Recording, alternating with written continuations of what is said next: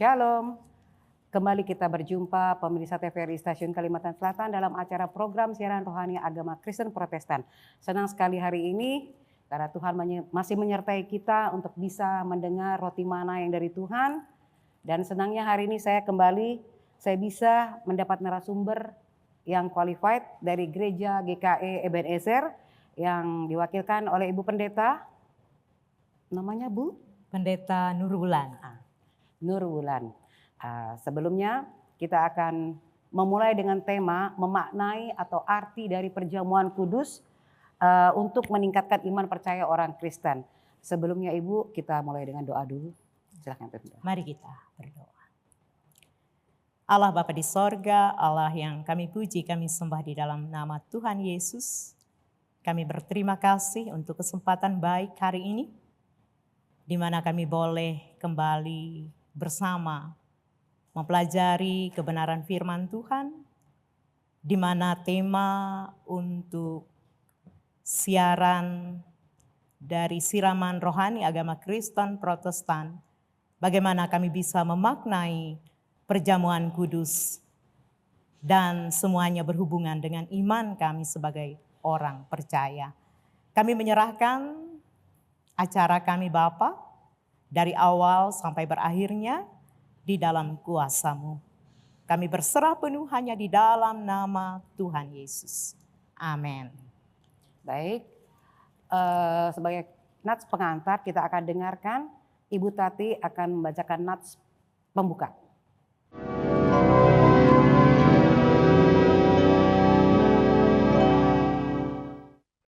Pembacaan Alkitab dari Injil Matius pasal 26 ayat 26 hingga ayat yang ke-29 di bawah perikop penetapan perjamuan malam. Dan ketika mereka sedang makan, Yesus mengambil roti, mengucap berkat, memecah-mecahkannya, lalu memberikannya kepada murid-muridnya dan berkata, "Ambillah, makanlah, inilah tubuhku."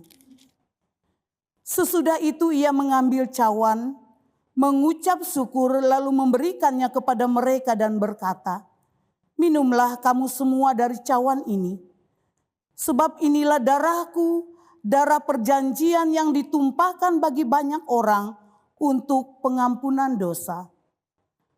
Akan tetapi aku berkata kepadamu, mulai dari sekarang aku tidak akan minum lagi hasil pokok anggur ini sampai pada hari aku meminumnya, yaitu yang baru bersama-sama dengan kamu dalam kerajaan Bapa-Ku." Demikian firman Tuhan.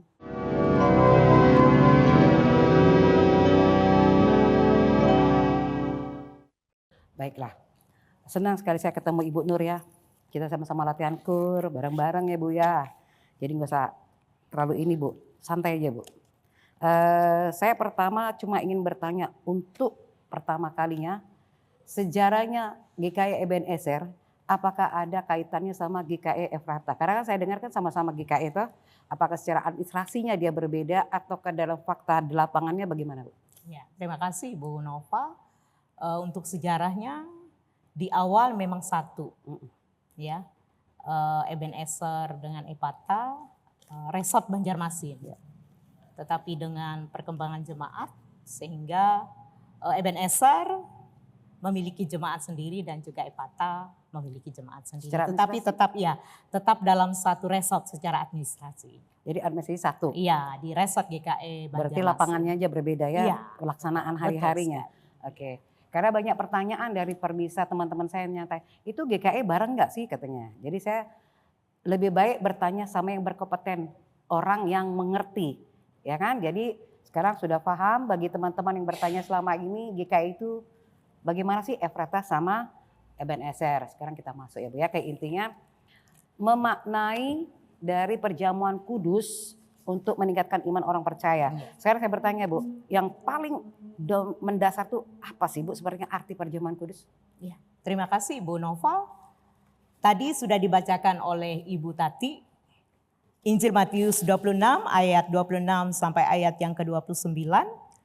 yang menyatakan bahwa penetapan perjamuan malam atau perjamuan kudus itu ditetapkan oleh Yesus sendiri sebagai persiapan untuk menghadapi saat-saat penderitaan dan kematiannya. Sehingga perlu melalui Matius 26 ayat 26 sampai 29 ini kita memahami apa sebenarnya arti dari perjamuan kudus itu.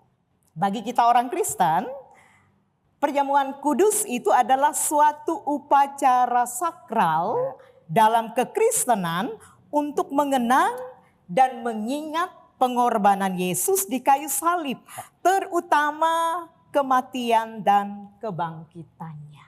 Nah, sekarang ini, seberapa penting perjamuan ini sebagai sakramen yang fundamental bagi orang percaya? Sangat penting. Boleh jelaskan, Bu? Iya. Kenapa sangat penting? Karena kita mencoba untuk juga terus memahami makna. Ya.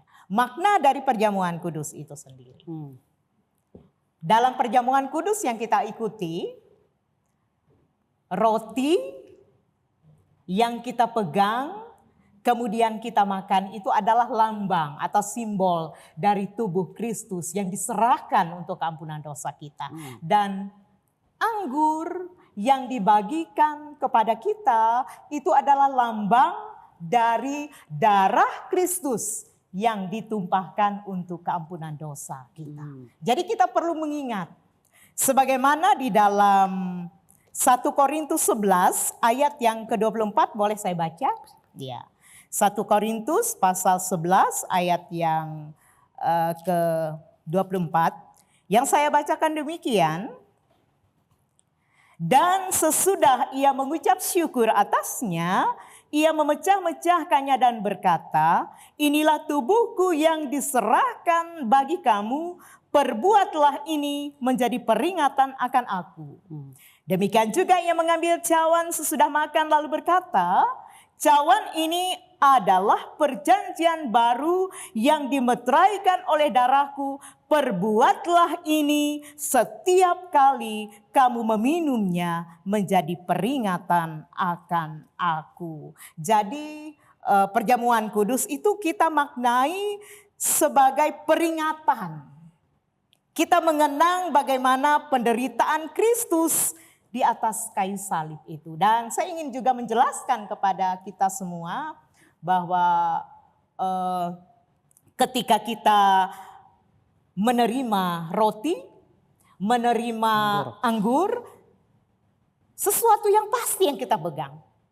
Pasti bagaimana? Pasti dalam pengertian begini, ketika kita menerima sakramen perjamuan kudus, kita dibagikan roti, kemudian kita diberikan juga cawan yang isinya anggur, kan sesuatu yang begitu nyata yang kita pegang. Real ya? Iya, real.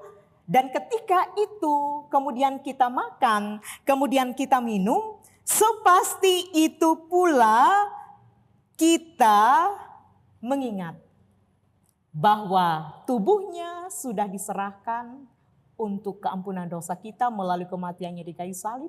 Darahnya sudah ditumpahkan juga untuk menebus kita dari dosa. Jadi begitu pasti, begitu real pengorbanan Kristus itu yang mesti kita ingat.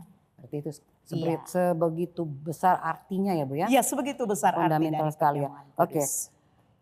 Soalnya saya mau tanya lagi Bu. Waktu kita ngangkat roti, kita ngangkat anggur. Ya. Simbol apa yang kita dapat dari ini Bu? Dari mengangkat roti itu apa sih simboliknya tuh? Jadi gini, anggur, ya kan? Ini roti anggur. Simbol apa sih yang mau diwakilkan dari semua itu yang sudah kita angkat itu? Simbol apa? Simbolik apa? Atau makna apa yang mau diwakilkan dari hal tadi itu menyingkap ke firman? Iya, terima kasih. Ketika kita mengangkat roti, mengangkat cawan anggur. Seperti yang kita maknai bersama, seperti yang saya katakan tadi, kita mengingat, kita mengenang hidup Yesus yang penuh dengan penderitaan dan pengorbanan itu. Jadi ketika kita mengangkat roti dan anggur itu, kita juga harus ingat, kita merasakan kehadiran Yesus. melalui simbol dari anggur dan roti tersebut.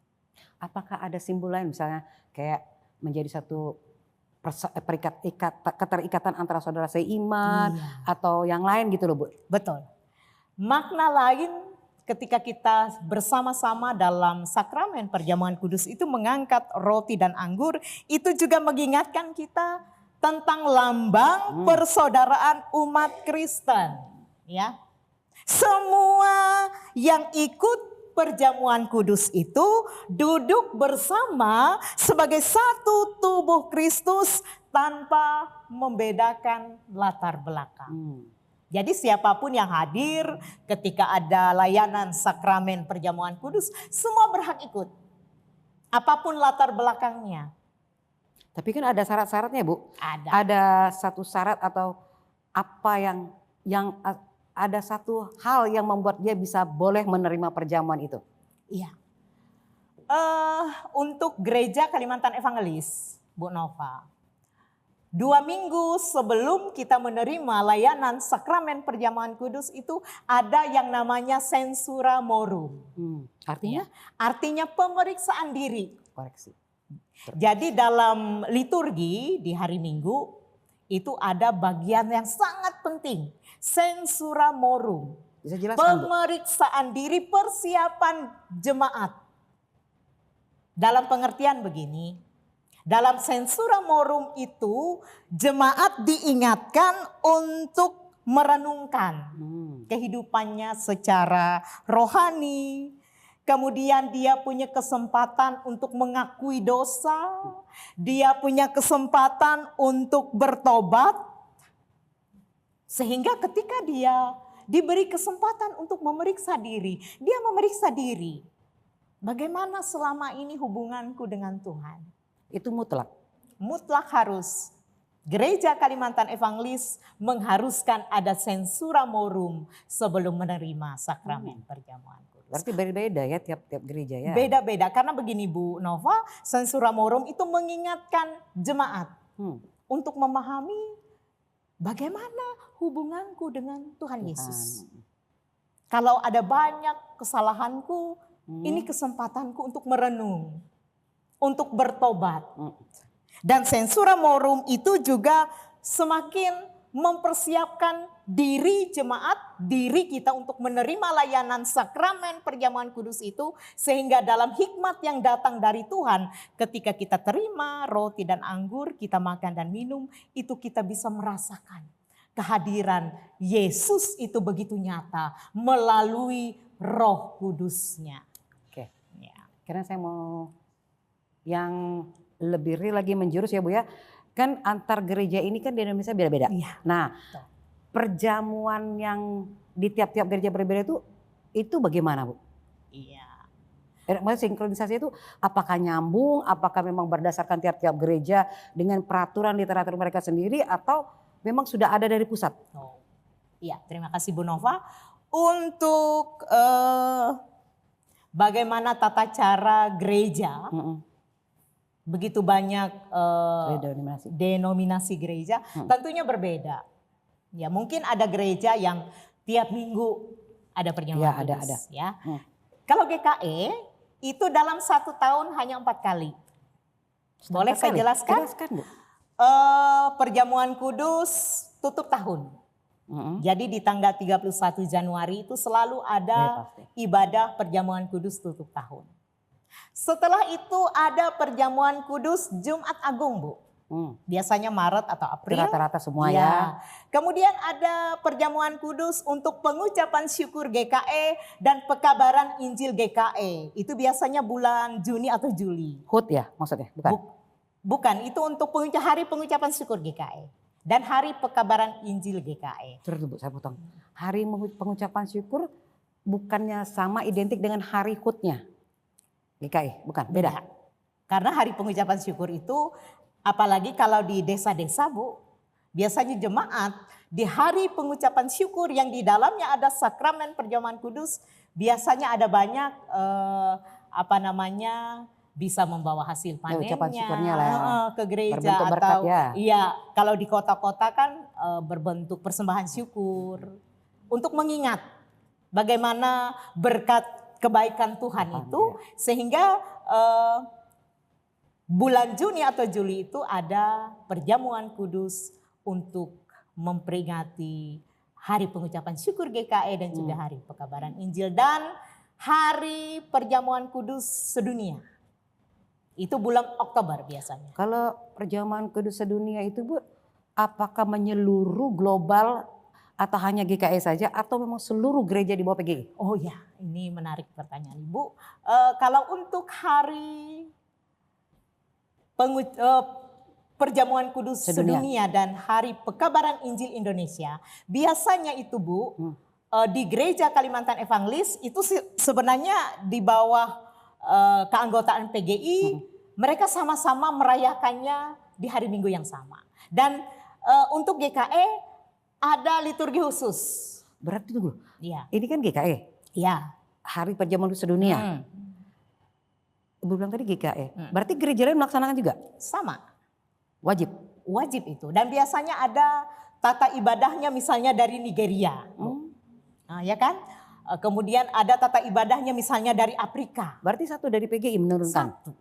PGI yang mengeluarkan tata ibadahnya? PGI bekerja sama dengan Gereja masing-masing? yang pasti Majelis Sinode GKE. Iya berarti masing-masing dari gereja-gereja tersebut ya? Masing-masing di bawah keanggotaan PGI itu pasti Ada. melaksanakan hari. Cuma ditranslate ke bahasa Iya, masing-masing? ditranslate Masing-masing ke gereja? Iya betul. Oh begitu. Jadi 4 kali Bu di GKE untuk perjamuan kudus.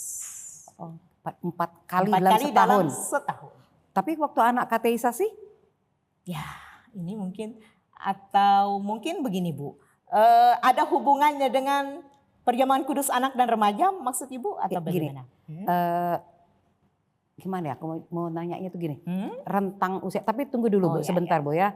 Kita mau lewatkan iklan dulu Bu, yang mau lewat Bu. Oh iya kan.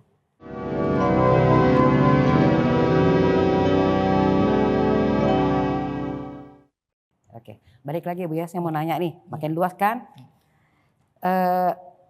Seingat saya ya Bu ya, waktu kita kateisasi, gitu kan, pasti disertai dengan perjamuan kudus tuh ujungnya. Iya, Apa beda-beda tiap gereja? beda. Oh, Nah kalau untuk gereja Kalimantan Evangelis untuk GKE itu kalau mengikuti katekisasi CD itu rentang usianya 15, 16, nanti di 17 tahun itu angkat CD. ya angkat sih. Jadi katekisasi CD itu belajar banyak hal 1 tahun ya? tentang 1 tahun untuk Alkitab. pengetahuan Alkitab. Dan tentu bagian yang terpenting juga yang mereka pelajari di katekisasi CD adalah tentang perjamuan kudus, tentang sakramen baptisan, tentang sakramen perjamuan kudus.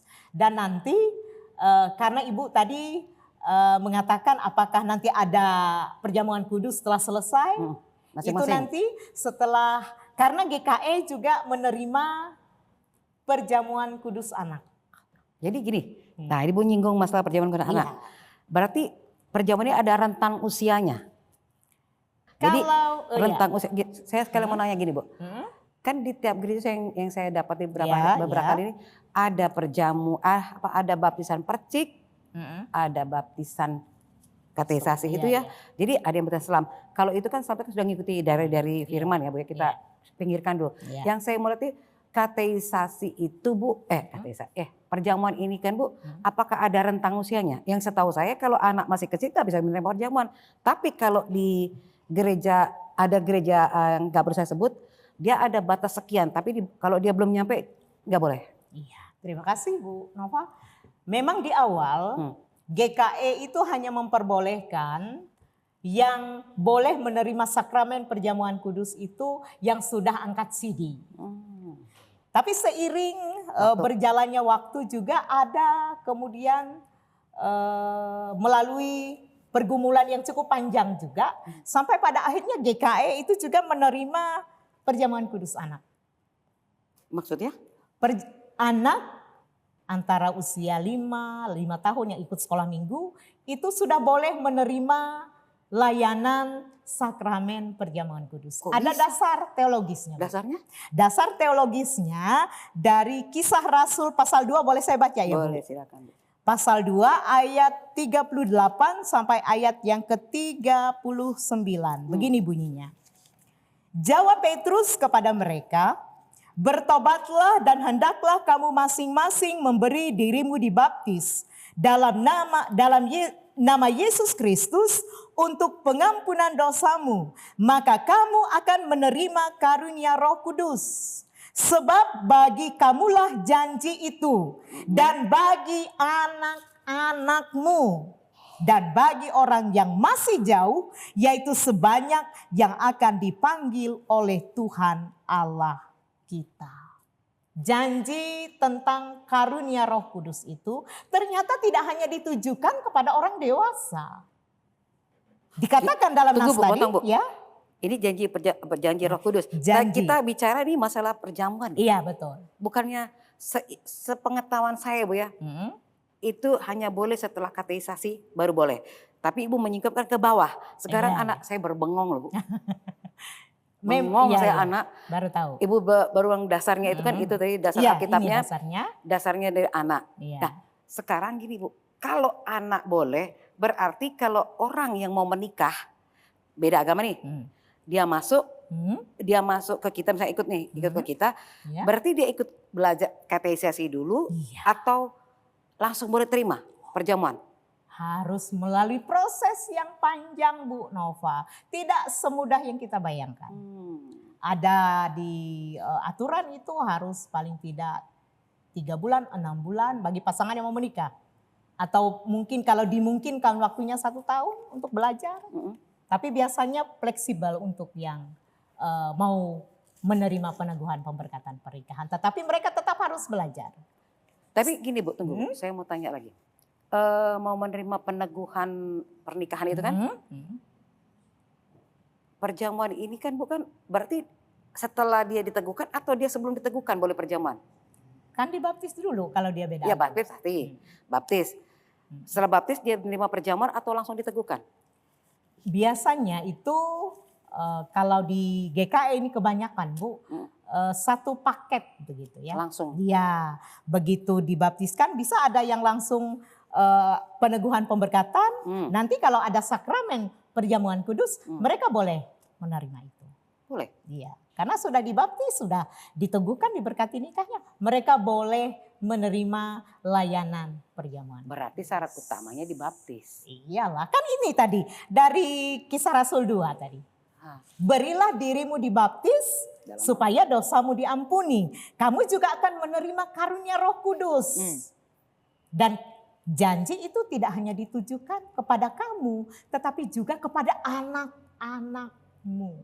Jadi GKE menerima perjamuan kudus anak itu memang ada dasar teologisnya. Siapapun yang sudah dibaptis berarti dia berhak menerima anugerah keselamatan itu. Tidak terkecuali bagi anak-anak Bu Nova. Ini ada lagi pertanyaan saya Bu. Kalau anak nih peristiwa yang pernah saya alami pelayanan, anak itu baru lahir. Ya. Tapi mengalami kecacatan. Karena diprediksi dokter ini paling misalkan dari kelahiran dia jam 12, jam 3 ini sudah Tuhan panggil, kata prediksinya begitu ya Bu ya. Nah, waktu dia meninggal itu apakah ngerti kan? Wajib menerima. Karena gini, ada yang nggak mau Bu. Maksudnya wajib menerima apa? Perjamuan. Nah itu bayi, kasusnya bayi. Kasusnya bayi, makanya saya tanya tadi gini, kan saya pernah ngalami nih kasus ini waktu pelayanan. Jadi kita mau antar, saya bilang, loh kok ini anak kok? Saya bilang, ini orang Kristen loh, dibaptis dulu ya kan, tidaknya. Tapi saya bingung dengan cara mereka. Makanya kalau secara GKE itu bagaimana Bu? Kalau untuk GKE, yang pasti yang terpenting itu adalah dia menerima baptisan. Berarti walaupun dia sudah meninggal? Enggak. Ini anak bayi Bu. Enggak boleh dibaptis kalau sudah meninggal. Tapi itu ada. Nah, makanya itu saya bingung. GKE enggak melaksanakan itu. Tapi enggak lu. Tapi secara logika manusia kasihan ya. Secara logika manusia kan. Secara logika, ini anak nih. Bernyawa. Dia lahirkan. Terus bukan kehendak dia mau diambil nyawanya. Seketika itu dalam 3 jam. Apakah enggak terlalu ini Bu? Terlalu kontras sekali langsung. Itu kalau yang saya alami dalam pengalaman saya sebagai pendeta. Enggak boleh. Pernah suatu ketika di Rumah Sakit Ansari Saleh itu ada jemaat dari luar. Meminta untuk membaptis anaknya yang ada di ruang ICU. Masih umur beberapa bulan begitu, Bu. Dan cacat begitu ya. Jadi saya juga dengan Ibu Tati waktu itu datang ke rumah sakit dan kita layani baptisan kudus. Itu konteksnya masih bernyawa. Tapi kan kalau di GKE yang sudah tidak bernyawa itu tidak mungkin dibaptis, Bu. Nggak pernah ada Justru itu pendeta-pendeta. saya mau bertanya, mungkin kan Ibu ketawa lihat saya, Iya. saya juga ketawa. Mungkin gini loh Bu, logika kemanusiaan kita ya kan. Iya. Jadi kalau langsung dikubur berarti kayak anak ayam dong. Oh, enggak. Kalau GKE, karena orang tuanya Kristen, Otomatis walaupun bayi itu belum dibaptis, dia tetap Kristen. dilayani liturgi pemakaman penuh. Karena dia punya orang tua yang sudah dibaptis dan percaya. Itu Bu, nggak pernah ada pengalaman membaptis mayat bayi. Ya, nggak ada. Makanya pertanyaan saya tuh pernah ngalami itu kan Bu di rumah sakit Ulin. Tuh anak tuh otaknya keluar, batoknya kosong, otaknya keluar. Jadi waktu saya lihat tuh saya udah nggak mau lihat, cuman prediksi dokter kan 3 jam kemudian ini pasti sudah habis katanya. Jadi saya bilang, terus ini gimana dong? Saya bilang, nggak dibaptis saya bilang. Terus bapak pendetanya bilang, aduh gimana ya? Saya juga bingung katanya. Terus saya bilang, udah deh kasihkan aja ke gereja tempat dia bernama orang tua, kan saya nggak berani ngomong. Karena kan bukan wilayah saya nih, bukan otoritas saya untuk menangani yang ini. Apapun kata gereja tersebut itu otoritas mereka. Ya, nah itu pertanyaan saya. Terus saya dengar kabar, udah dikubur. Hah? Dikubur? Ada anu nggak? Saya bilang ada dibaptis nggak nih? Nggak ada katanya. Nah itu, jadi saya berpikir sampai sekarang berpikir, apakah layak? Apa anak ini ulang dibaptis ya? Saya pikiran saya ke situ larinya Bu. Makanya pengalaman itu membuat saya bertanya ke Ibu ya kan. Jadi sejalan. Kedua saya mau tanya lagi. Ibu juga menyinggung Roh Kudus. Nah, sinkron di mana Bu untuk menemukan perjamuan itu masuk dalam Roh Kudus itu masuk dalam perjamuan? Oke Bu Nova, terima kasih. Saya sudah mengatakan di awal makna perjamuan kudus itu kita mengingat. Kemudian kita mengingat, mengenang, dan kita merasakan kehadiran. Ini yang saya mau kaitkan dengan bagaimana karunia Roh Kudus itu bekerja. Ketika kita menerima layanan sakramen perjamuan kudus, di situ Roh Kudus itu juga hadir, Bu Nova. Hadir lewat roti, lewat anggur yang kita makan, yang kita minum, dan yang pasti kita merasakan ada sesuatu di dalam hati kita. Karena di situ Roh Kudus itu bekerja. Kita kemudian mengikuti perjamuan kudus itu dengan penuh hikmat, tidak sembarangan, tidak main-main, betul-betul mempersiapkan diri seperti yang saya katakan di awal tentang sensura morum. Di situ kita meminta kehadiran Roh Kudus itu benar-benar ada, dan tidak hanya ketika kita menerima layanan perjamuan kudus saja, tetapi sepanjang hidup yang kita jalani, Roh Kudus itu akan terus bekerja. Begitu Bu. Satu lagi Bu, perjamuan kudus kan lambang persatuan kita dengan Kristus. Iya betul. Ibu boleh jelaskan nggak lambang persatuan kita dengan Kristus? Persatuan kita dengan Yesus. Persatuan yang bagaimana? Kalau kita bersama dengan jemaat kita udah ngerti ya. Sama teman-teman kita kan merasa satu. Tapi merasa satu dengan Tuhan, setahu saya nih, persatuan kita dengan Tuhan tuh lewat doa. Betul. Ya kan? Nah, kalau lambang persatuan dengan Yesus. Saya belum ngerti. Iya. Ketika roti dan anggur itu kita makan, kemudian anggur kita minum, itu kan lambang darah dan tubuh Kristus itu sudah menyatu dengan tubuh kita. Bahkan mengalir dalam aliran darah kita. Dan disitulah sebenarnya seperti yang Ibu tanyakan, persekutuan kita dengan Kristus. Berarti persekutuan sama persatuan itu sama? Persekutuan yang lebih apa? Lebih persekutuan kuat. Kita dengan Kristus. Jadi menyatu bisa juga kan? Berarti dalam arti kata perjamuan kudus ini adalah merupakan satu persekutuan antara kita dengan Iya, Tuhan.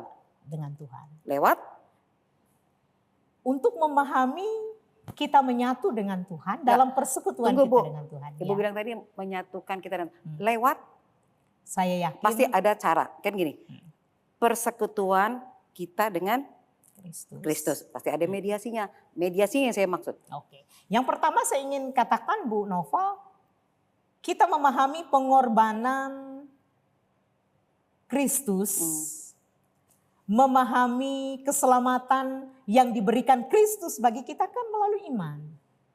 Jadi lewat iman percaya Lewat kita. iman. Iman percaya kita. Dan iman itu tidak hanya sekedar iman yang tidak kita tindak lanjuti dengan perbuatan. Iman Mesti, KTP ya. iya, perjamuan kudus, makna perjamuan kudus yang sesungguhnya itu bukan sekedar ritus. Ritual. Bukan sekedar ritual keagamaan, tapi perjumpaan spiritual yang Kita penuh dan makna. Mengajak kita hidup dalam pertobatan dan kasih. Jadi itu sebenarnya makna dari perjamuan kudus. Seberapa besar sih Bu perjamuan kudus bisa mengubah iman percaya seseorang itu dengan pertobatan? Besar sekali. Boleh Bu jelaskan? Kalau betul-betul dia memahami. Melakukannya. Karena segala sesuatu kan semua berasal dari Hati. hati. Dari keinginan pribadi. Dan ada kekuatan Roh Kudus yang bekerja untuk mengubah. Ya kan? Jadi ketika kita mau bertobat sungguh-sungguh. Kesungguhan itulah yang kemudian memberikan kesempatan kita untuk menerima. Saya dapat Anugerah. intinya. Berarti Ibu bilang apa tadi? Ya. Kalau dalam GKI itu 2 minggu sebelum apa tadi sensi? Sensura morum. Berarti di situ sinkronnya. Iya betul. Ya kan? Sekali. Ada introspeksi diri Iya supaya kita bisa masuk dalam persekutuan. betul. Dengan lewat mediasi perjamuan kudus tadi untuk kita bisa menyatu dengan Iya betul. Tuhan, ya kan? Oke deh. Sekarang ada hal yang saya mau tanya lagi Bu tentang sikap kita tuh kadang-kadang kan Iya, betul. datang sikapnya begini aja, ada yang begono, Iya, mau iya. perjamuan kudus. Padahal kita nih sesuatu yang fundamental yang Iya, akan kita betul. jalani. Betul. Sikap kita untuk mengikuti perjamuan kudus bagaimana sih Bu sebenarnya? Iya. Yang pasti sikap kita ketika kita menerima layanan perjamuan kudus itu harus dengan hati yang sungguh-sungguh. Sakramentum yang artinya penuh kekudusan. Artinya ketika kita menerima layanan perjamuan kudus itu memang betul sungguh-sungguh. Bukan hanya kita memikirkan begini, oh hari ini ada perjamuan kudus, saya datang ke gereja untuk minta ampun dari Tuhan. Setelah itu entah kemana. Artinya kedatangan, kehadiran kita ke gereja untuk menerima layanan perjamuan kudus itu untuk mengingatkan kita. Kristus itu kudus. Itu pasti. Itu pasti. Dan kita juga melakukan itu juga dengan penuh kesungguhan, dengan kehidupan yang kudus di hadapan Dia. Kudus itu interpretasinya dari kudus itu gimana sih Bu? Saya rasa hal yang paling sederhana kita maknai ketika kita bicara tentang kekudusan itu bisa kita hubungkan dengan ketulusan kasih. Kasih yang tulus, kasih yang murni. Kemudian kondisi hati kita ketika kita datang kepada Tuhan dalam doa-doa kita, dalam saat-saat teduh yang kita lakukan. Saya rasa kekudusan itu menjadi sesuatu yang sangat penting dan tentu selalu berhubungan dengan apa yang kita maknai dari perjamuan Berarti kudus bukan itu cuma karena sendiri. takut sama Tuhan, Iya, takut sama bukan cuma itu aja berarti ya. Iya. Tapi itu fundamental juga ya, utama juga takut dengan Iya. takut dengan firman Tuhan, Iya. takut dosa itu yang paling utama disertai dengan yang Ibu bilang tadi. Oh gitu, oke lah. Yang terakhir saya mau tanya sama Ibu satu lagi Bu. Iya. Inti dari perjamuan kudus ini untuk meningkatkan iman percaya orang Kristus intinya itu apa sih Bu? Yang bisa kita tarik dari yang kita ngomong tadi, Iya, garis betul. lurusnya benang merahnya. Kita memahami dua sakramen penting dulu khususnya di gereja Kalimantan Evangelis. sakramen baptisan kudus, dan sakramen perjamuan kudus. Selalu kita mengingat satu hal penting Bu Nova, bahwa ketika kita dibaptis, itu bukan karena prestasi iman kita. Iya. Bukan karena kita ini hebat lalu kita dibaptis oleh itu. Dibaptis untuk menjadi anggota gereja. Kemudian kita ikut perjamuan kudus juga bukan karena kita sempurna. Kita ini orang-orang berdosa yang selalu berusaha untuk mencari pengampunan dari Tuhan. Yang itu pengampunannya. Sehingga perjamuan kudus ini menjadi sesuatu yang sangat fundamental untuk keseharian kita Bu Nova. Sehingga tidak hanya... Tunggu, ini bukan kesimpulan loh Bu. Ya. Benang merahnya yang kita Ya. cari dulu. Yang pasti ketika Ibu tadi menanyakan apakah perjamuan kudus ini ada hubungannya dengan dengan apa yang kita lakukan sebagai orang percaya, itu yang penting. Tentu sangat berhubungan Bu Nova. Karena seperti yang saya katakan di awal, sakramen perjamuan kudus ini secara khusus bukan perkara yang gampangan, yang mudah begitu. Tunggu Bu sebentar. Ya. Ibu bilang tadi sakramen ada 2. Ya. Sakramen baptisan. Ya, baptisan. Ibu jelasin dulu itu. Iya, sakramen baptisan itu juga sama pentingnya dengan sakramen perjamuan kudus. Tunggu. Sakramen baptisan itu perjamuan juga? Bukan. Beda? Beda. Nah jadi arti dari sakramen itu sendiri dari tadi kita belum bahas. Iya. Ya. Sakramen itu kan seperti yang saya katakan di tadi, bahwa sakramen itu berhubungan dengan apa yang dimaknai tentang sesuatu yang kudus. Sakramentum, sesuatu yang kudus. Sakramen. Iya, sesuatu. Pikiran saya kemarin gini Bu, sakramen itu adalah seperti ritual juga, seperti kita melakukan perjamuan juga. Beda. Beda. Sakramen ya perjamuan kudus dan baptisan kudus. Karena itu sakramen yang kita pahami Bu. Iya, gini loh saya bertanya kenapa. Karena kan tidak semua jemaat kita tuh ngerti. Iya, betul. Ya kan? Sakramen perjamuan, apa tuh? Sakramen itu apa sih? Perjamuan yang dia tahu cuma perjamuan toh. Dia nggak ngerti sakramen itu apa. Makanya saya bilang tadi, saya tanya tuh sakramen itu apa? Iya. Kalau perjamuan itu udah sama-sama tahu ya Bu ya. Iya. Sakramen ini apa? Nah jadi sakramen baptisan, sakramen perjamuan kudus. Sakramen baptisan ini loh. Iya. Sakramen baptisan kudus, sakramen apa tadi? Perjamuan kudus ini loh. Iya. Nah itu pisah. Iya. Ketika bicara tentang sakramen, saya selalu mengulang-ulang terus.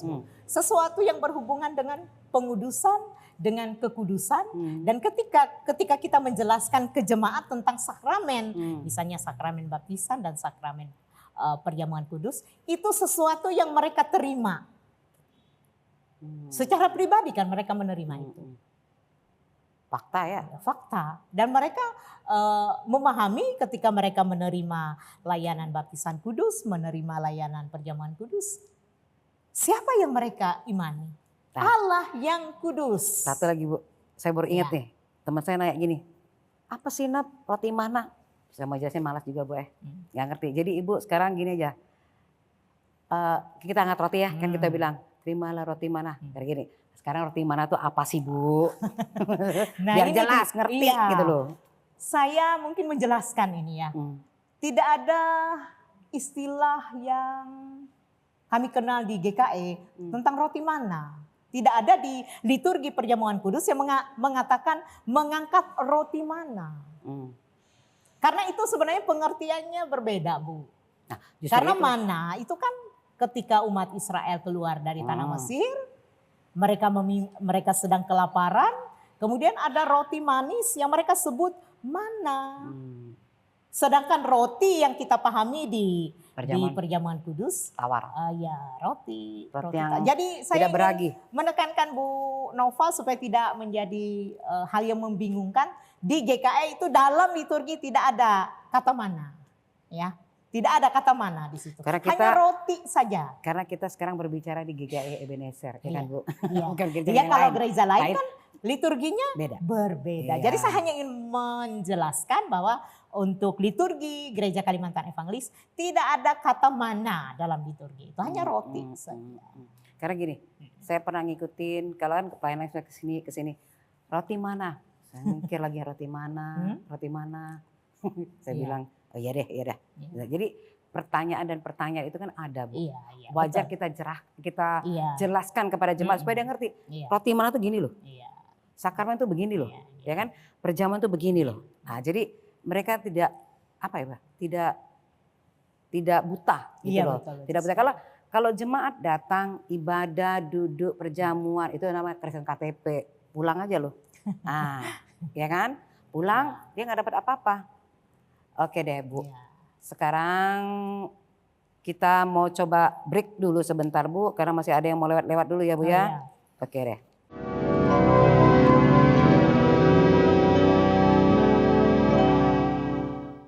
Oke deh, kita lanjut lagi ya. Seru loh. Ada bisikan-bisikan suara halus dari sebelah. Jadi dia bilang gini. Oke, saya mengingat bolanya akhir zaman nih. Banyak sudah yang sudah kita lihat ya. Apalagi yang paling heboh itu ya jalur Gaza. Tapi kita nggak konteks bicara ke Iya. situ loh, Bu. Ya, ada sungai di Galilea ya, yang berubah jadi merah, ya kan? Banyaknya penderitaan rakyat, peristiwa di Papua segala macam itu kalau saya pribadi melihatnya sudah tanda akhir zaman. Satu hal yang saya pengen kasih tahu ya, jangan sekali-kali kita sebagai umat kita berdoa, ya Tuhan datanglah. Tuhan itu bukan teh celup. Tuhan datang balik, Tuhan datang. Enggak, bukan. Kalau kalian berdoa Tuhan datang berarti kiamat. Tuh, itu penekanan yang paling utama. Saya kesal kalau ada yang berdoa, ya Tuhan datanglah. Saya bilang Tuhan bukan teh celup ya. Datang Tuhan datang. Enggak. Kalau Tuhan kalau kau minta ya Tuhan datang berarti kiamat dunia. Sudah itu aja intinya. Sekarang untuk selanjutnya Bu menyikapi untuk kerinduan kedatangan Tuhan. Iya, betul. Atau kita bilanglah menjelang kedatangan Tuhan yang kedua kali, Bu. Iya. Bagaimana sih, Bu? Iya, terima kasih. Saya membacakan satu ayat dari apa yang sudah dibacakan oleh Ibu Tati tadi. Ayat 29 dari Matius 26. Akan tetapi aku berkata kepadamu, mulai dari sekarang aku tidak akan minum lagi hasil pokok anggur ini sampai pada hari aku meminumnya, yaitu yang baru bersama-sama dengan kamu dalam kerajaan Bapakku. Dan satu lagi, 1 Korintus 11 ayat 26. Sebab setiap kali kamu makan roti ini dan minum cawan ini, kamu memberitakan kematian Tuhan sampai Ia datang. Jadi makna yang penting juga dari perjamuan kudus itu adalah merindukan. Kedatangan Tuhan. Apa yang kita rindukan, Bu Nova? Kedatangan Tuhan. Perjamuan kudus itu kan tidak hanya menunjuk ke masa lalu, apa yang sudah Tuhan lakukan. Tidak hanya menunjuk ke masa kini ketika kita mempersiapkan diri, kemudian menerima layanan sakramen perjamuan kudus, melainkan juga ke masa depan. Jadi Masa jelas depan yang bagaimana, Bu? masa depan bahwa perjamuan kudus ini sebenarnya juga adalah simbol pengharapan bahwa Kristus akan memperbaharui dan membawa sejarah ke masa depan yang sempurna. Umat diingatkan tentang janji keselamatan dan harapan akan kedatangan Kristus kembali. Satu, dengan janji tersebut, apakah sudah pasti jemaat umat yang sudah menerima perjamuan akan selamat? Kita kembali mengingat ucapan Yesus. Bukan orang yang berseru Tuhan, Tuhan yang akan masuk ke dalam kerajaan Bapa, kerajaanku, tapi orang yang mau melakukan Perintah. apa yang dikehendaki oleh Bapa. Jadi perkara selamat atau tidak, Masing-masing. ya masing-masing pribadi tentu akan terus merenung, apalagi kalau sudah menerima layanan sakramen perjamuan kudus. Ada banyak hal yang perlu diperiksa di situ, direnungkan. Berarti gini Bu ya, itu kan dari individu lepas individu. Iya. Berarti konsekuensi dia nanti kan pada saat dia menghadap, itu kan ada buku yang sudah ditulis. Yang Ya dicatat nama-nama dalam kitab kehidupan. Dalam buku kehidupan kita. Relevansinya yang saya mau tanya Bu, dari kita sebagai orang yang sudah menerima perjamuan dan mengerti kebenaran untuk menuju ke buku kehidupan itu agar bisa masuk ke ruang maha kudus surga, jalannya gimana? Saya rasa hal yang sangat penting adalah kesetiaan iman kita. Mhm. Kan ketika kita masih menikmati kehidupan yang Tuhan anugerahkan bagi kita, kesempatan kita untuk melakukan apa yang menjadi kehendak Bapa. Kan gini Bu, saya lahir Kristen dari bayi, ya kan? Berarti saya Kristen turunan. Di tengah perjalanan saya, belum tentu saya setia loh. Iya. Saya akui, belum tentu saya setia. Kadang otak saya ke sana, kadang saya ke sana, saya bikin dosa, Iya. ya kan? Itu gimana sih Bu? Kalau kita di tengah perjalanan kita kan nggak seumur hidup sampai umur sekian itu lurus saja, nggak ada tuh. Pasti ada mencong-mencongnya, pasti ada larinya. Nah sekarang bilang kesetiaan iman, Iya. ya kan? Gimana sih Bu kalau misalnya nih dalam perjalanan imanku, aku ada mencong-mencong, aku ada melok-belok, sampai yang ke sekarang ini baru ngerti firman, baru ngerti kebenaran, baru ngerti kesetiaan itu adalah utama untuk menjadi syarat menuju tempat yang maha kudus. Kalau menurut Ibu nih Bu, itu gimana Bu? Jadi supaya jemaat ini ngerti Bu, Iya. bahwasanya mereka tuh jangan gini, aku sudah diselamatkan kok dari kecil ya kan. Ada yang ngajar gini, sekali selamat tetap selamat. Nah ini ajaran yang gak beres. Jadi supaya mereka jemaat itu tahu, bukan karena Kristen turunan baru engkau selamat seumur hidup. Pasti ada satu saat dia akan Tuhan break. Tuhan bikin down, ya kan? Nah, Tuhan bikin down. Nah, itu kan terikat dengan kesetiaan iman. Kembali lagi satu hal. Manusia ini kan yang pasti ingat apa yang dikatakan Paulus kepada jemaat di Roma. Semua orang telah berbuat dosa dan telah kehilangan kemuliaan Allah. Arti kata manusia sumbernya dosa. Iya. Dan juga dalam perjalanan waktu kadang kan dia sesat seperti domba. Dia menempuh jalannya sendiri kan. Ya. Jadi artinya dia tidak setia. Tapi kita punya Tuhan yang luar biasa. Dia selalu memberikan pengampunan itu dengan limpahnya. Tergantung kita. Apakah kita sungguh-sungguh walaupun kita pernah tidak setia? Kita tidak setia, Tuhan itu tetap setia. Amen. Bahkan dalam ketidaksetiaan kita sekalipun. Jadi itu Bu Nova. Sekarang gini. Kalau berdasarkan pembicaraan kita tadi Bu, pada intinya perjamuan itu mengarahkan kita pada satu titik di mana kita harus setia ikuti firman Tuhan. Jadi menurut Ibu sebagai inti yang terakhir, gak usah panjang-panjang Bu. 1 menit saya kasih waktu Bu. Ambil kesimpulan. Iya, untuk kita memaknai perjamuan kudus, khususnya untuk kita sebagai orang-orang percaya, hal yang sangat penting untuk kita bisa lakukan, Ibu Nova. Yang pertama tadi kita sudah memahami, kita menerima baptisan kudus, berarti kita menjadi milik Kristus sepenuhnya. Nah, ketika kita mengikuti perjamuan kudus ini kemudian kita diajak untuk selalu apa? Mengingat kasih, mengingat pengorbanan, mengingat penderitaan Yesus. Dan kita juga mau melalui perjamuan kudus yang kita terima. Walaupun beberapa gereja tata cara perjamuan kudusnya berbeda, tetapi intinya tetap sama. Bagaimana kita selalu mau berkomitmen untuk setia dalam iman kita. Amin. Sehingga pada akhirnya kesetiaan iman kitalah yang akan menyelamatkan kita. Amin. Dan tentu jangan lupa perjamuan kudus juga mengingatkan kita bagaimana kita mampu menjalani apa yang Yesus perintahkan bagi kita dalam kasih kita. Oke deh. Tidak hanya kepada Tuhan, kepada sesama, bahkan kepada sesama ciptaannya. Itu benar. Oke deh. Baiklah pemirsa, itu tadi adalah sharing firman kita bersama Ibu Nur. Pendeta Nurbulan. Pendeta Nurbulan, saya sering lupa namanya.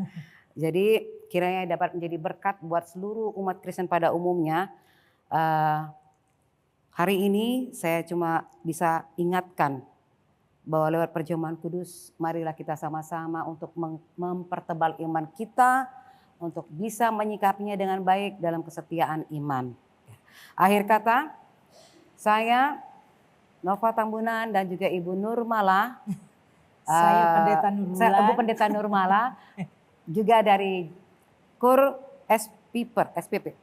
SPIPER Jemaat Dan juga KUR SPIPER Jemaat Ebenezer mengakhiri acara ini dengan mengucapkan terima kasih banyak. Staf dan kru TVRI Stasiun Kalimantan Selatan mengucapkan terima kasih, kiranya semua menjadi berkat dan manfaat bagi kita semua. Shalom. Shalom.